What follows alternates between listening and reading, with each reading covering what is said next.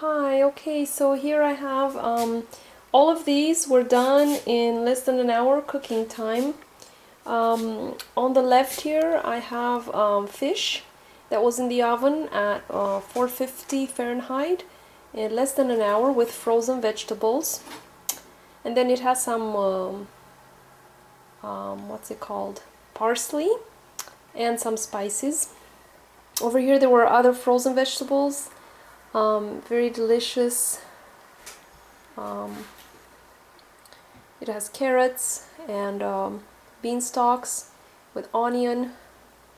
And they were all in the oven. Over here you've got mushrooms. It's almost like a soup. It's in a lot of water, filtered water, with tomatoes and parsley. And to the right here is pasta. Just a mixed pasta with again spices and parsley. And over here I just have a couple of spices that we've used: oregano, turmeric powder, savory, black pepper, and just regular table salt. Something so simple. Of course there's preparation time that takes longer, but in less than an hour you can just cook all this, and I'm just so excited to eat it.